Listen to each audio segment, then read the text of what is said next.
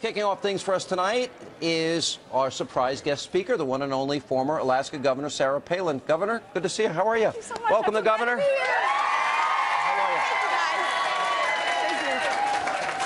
are you?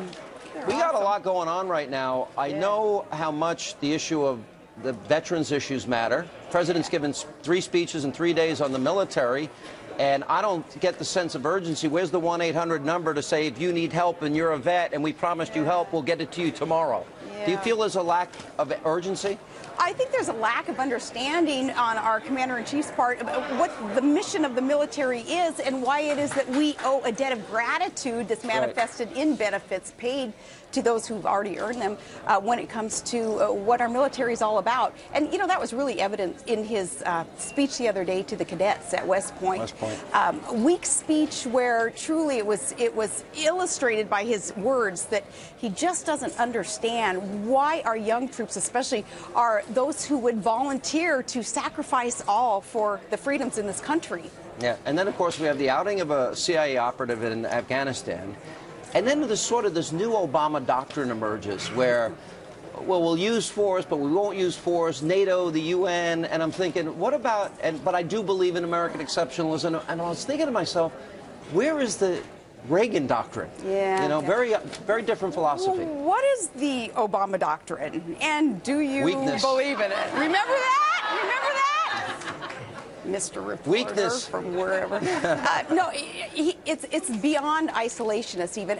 Again, he not being a believer in American exceptionalism, in what it takes to remain a superpower, and not for any kind of arrogance in our country, but to actually be that shining light, that beacon upon a hill that other countries can look at and count on to be an example, they wishing to emulate it. And that was the Reagan doctrine. Dick Cheney last night said this president projects weakness again and again, and that as he goes around the world, other leaders do not respect or believe they can count on the United States anymore. Right, and that was a great interview with the former vice president when he said this is a very, very weak president, and it's not that we are weak as a country, but we are so unreliable now under Obama. But even more than the effect that it has on other countries, my concern is the effect that his doctrine, his policies, his attitude has on those who are volunteering to serve this country, to those whom we owe a debt of gratitude. How could we let them down? And by the way, what does it say about, if we're going to let our veterans down, we can't get a website up and running in 4 years and now $700 million. What does that mean for everybody else's health care down the road? Well, precursor.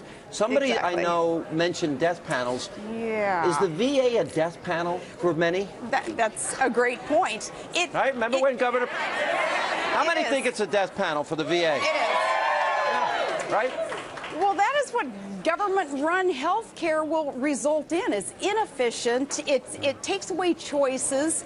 And isn't it ironic that those who are willing to sacrifice all, to put their life on the line, to allow the freedom of choices in health care and economic decisions and everything else, our soldiers, our airmen, our Marines, they're the ones getting screwed by the VA, and our commander-in-chief is in charge of this ultimately. Our prisoners at Gitmo, there is one doctor for every 1.5 prisoners. They're receiving better care. We have one doctor for every 35 vets. There's something wrong with that. Well, and in many respects, illegal aliens in our country today are receiving better health care, more benefits than some of our troops. It's really scary as a time. You are going around the country. You are endorsing a lot of candidates. This was the first time I supported Jack Kingston, and I know you supported somebody else in Georgia. And now they're together, by the way. Yeah, which is kind of nice. I am concerned that the Republican Party in Washington is timid. And by that I mean, I'm looking at Bobby Jindal is coming up next, and Rick Scott, and Governor Perry, and Kasich, and Walker. All these guys are doing great jobs as conservative governors. Where's the vision that if the Republicans get power, they're going to do certain things? I don't hear them articulating what conservatism is. Do you feel the same way? Well, the politicians in Washington are, of course, isolated within a bubble. They need to get out here with the people, with the real people who are working hard for this country. They're the true patriots. They need to stay connected with the people. Governors, mayors, just your normal average citizen is able to do that. The bigwig politicians in Washington, D.C. evidently feel that they're a bit above the rest of us, and they do become isolated from what the wisdom of the people is. You see, I think the Republicans in Washington think they're going to coast into re-election because Obamacare is a disaster. We now learn that the first quarter growth is -1%. We might be back in a recession. And what I would prefer is a more inspiring vision. I have 5 things on my list. I want a penny plan to balance the budget. Good. I want a consensus plan, health care savings accounts. Good. I want what you want, which is drill here now, right? Drill, baby, Tap drill. Yep. Drill. All right, drill, baby, drill. I want to secure the borders, and I want school choice. Oh, well, that is common sense, Sean. That's your problem. You exercise common sense, you know, and that too is that's a big problem I've had my whole life. Is absent from those who are in this kind of elitist group making the decisions for us. But yeah, how about something practical like that? Yep. Republican leadership.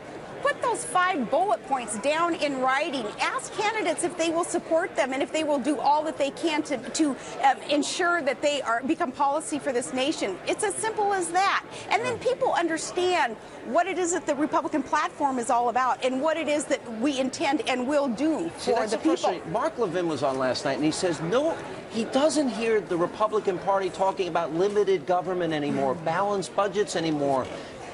I don't hear any inspiring message, and I'm like, guys, if you get power, what are you going to do? Well, you know, they're not going to we are not going to just coast in into leadership positions. And you know why? Because the mainstream media, supposed to be the referee, is not doing a fair job, obviously. Yeah. So we have that against us in our message also. So we have to work even harder and really kind of ratchet down some things and talk about limited government. But that's the beauty of the Tea Party grassroots movement, too, because the Tea Party is all about, bottom line, limit government and allow the people and individualism to grow. What do you make of this Tea Party establishment schism? Because it's real. At least in my view, it's real. There is a divide. There are a lot of people in the Republican Party that think they don't like what you're doing when you support a Tea Party candidate. They get angry. Yeah, isn't that funny? Because, you know, Tea Party candidates, for the most part, are just saying, hey, you know, Tea Party, we're taxed enough already. It's the acronym Tea Party. There's nothing radical about that. You sound like Reagan to me, most of them. United we stand, divided we fall. And if those who still believe in the planks in the Republican platform, whether they're ashamed to be associated with the Tea Party or not, and I'm not ashamed of it, I'm proud of Tea Party patriots working so hard, that needs to be our foundational mission there is staying united. All right, you have a big impact on the political process. An endorsement from Governor Palin means a lot to these candidates. I know you're on the road. You just rattled off your schedule before we came on the air. What is your plan between now and November of 2014? And do whatever I can to help and not hurt, and that is to be out there finding some of those candidates, many who are not on the political map yet, certainly those who are underfunded and not well known or not doing well in polls maybe, and getting people to hear from them and getting people to understand what it is that they stand for, because I'm only going to choose those who stand for constitutional conservatisven those who will stand for those 5 points that you have just pointed out for the rest of us. Not only just say it, mean it, and fight for it. You know, I like when Ted Cruz fought. I was shocked that he was attacked by his own party. Yeah, and that's sad. That was sad. That's sad, and because he threatens the permanent political establishment in D.C. And speaking of Ted Cruz, we've promised him reinforcements for Ted Cruz, for Mike Lee. That's why we need T.W. Shannon. That's why we need Manus. That's why God, all these guys who are here supporting Cassidy, all these guys. And they're working so hard to get these good candidates in there because they understand we promised them reinforcements. I have one last question for you personally. A lot of people, I bet, how many people, don't get too loud, how many would like to see the governor run again? Would you consider that? Run for what? Dog catcher? No, well, whatever. there are millions of Americans who can do the job in elected office. But very few Americans, if they write a Facebook post, have as much impact as you. Well, right? Well, I appreciate that. Yeah. And we'll see. You know what? Again, whatever I can do to help and not hurt.